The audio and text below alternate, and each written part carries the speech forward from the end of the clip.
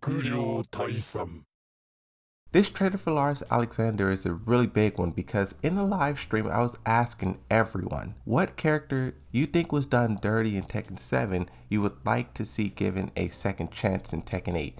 And I wasn't even expecting a Lars to be thrown around, but there was a few Lars here and there. People felt like this character has been done dirty. So this trailer, this moment is a big one for him. We all love the redesign, the lion, the white. In my opinion, Lars' design is one of the best so far. He says, target confirmed, commence battle. Correct me if I'm wrong, but I think this is something that Nina Williams pretty much say exactly. Once again, we get a look at this stage with the explodable walls. I've been putting a lot of shade on this stage, saying how it's not that bright and not that cool, but I think the exploding obstacles is actually going to make the stage stand out quite a lot in comparison to some of the others.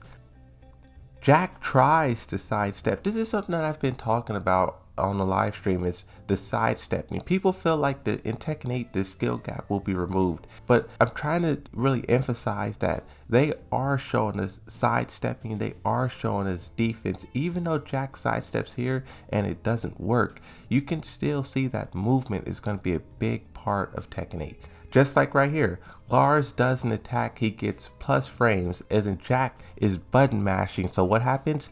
Big counter hit, right? Something else that I want to point out very briefly here is the shimmer of light in Lars's hit effect. I love this. From the very first Tekken I have ever played, they have always been good at making each character's hit effects distinct and different from the other. You pick a different character and you're seeing different animations, different things pop and fly. And it's the same thing in Tekken 8, and it's the same thing here with Lars. I love this shimmer of light. It adds so much to just a simple counter hit grab. Here Jack goes for his super iconic debug and gets crushed immediately. We see a little combo from Lars where he does this like double ballerina spin, kind of reminiscent of like something Alyssa would do. And I like at the end how he jumps on. In this trailer, Lars is doing exactly what I was expecting him to do. Like Jin in his trailer was doing a lot of flipping and turning and stuff, and I was not expecting it. But out of Lars, I was definitely expecting this guy to be back flipping, jumping, hopping, and all of that, you know? This New York stage, it looks different every time we see it. Now it's snowing and there's like Christmas trees, Christmas lights. I think we have seen so much variety out of this one stage. Well, something that's very important about this trailer as well is paying attention to Lars Alexander's combo travel. In Tekken 7, you know, the whole hashtag buff Lars movement really pushed that character over the top. His wall travel, his wall carry is some of the best in the whole game. We could definitely compare his wall travel in this to Tekken 7. And we could see if they reduced it or how they have changed it. Because in my opinion, the buff Lars movement kind of made this guy into a monster. Like for here, he's pretty much at this wall and then he goes up, knocks down, straight into heat. So they're about halfway across the stage, go for the launch and then drop them. Yeah, so it looked like all of these combos are pretty much going about halfway, a little over halfway, which that's kind of fair. I like that. I like that. This move right here is so sneaky. He dashes up. He looks like he's going to go for an orbital, but he just goes for a high. And this one goes right into the heat system. Oh, that dash from Lars is going to be pretty insane, bro. This dash is going to be so nasty. So from King, we saw a power crush grab.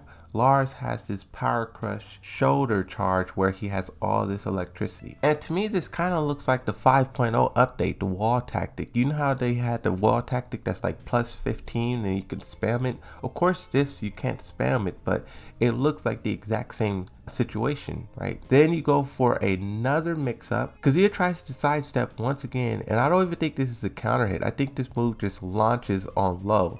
Yeah, wow, that is crazy. I know the heat system is like scaring a bunch of people when they see Lars flipping and bursting and all that stuff. They think about all the mix-ups and whatnot.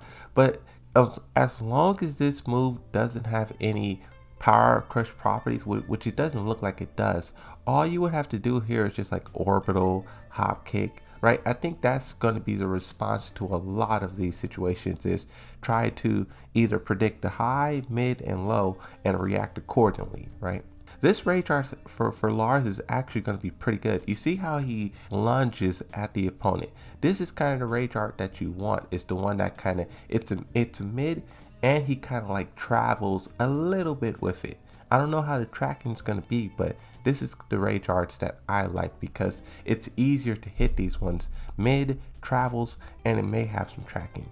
This Lars Alexander's rage art looks exactly like Yoshimitsu's, and I actually like it. I think this kind of suits Lars because he is one of those characters who's fast, right? Lightning is his thing, and I think he should be zipping around striking just like lightning. Make sure you guys hit that subscribe button, leave a like on this video, and I'll see you in the next one. Thank you for watching, and bye bye.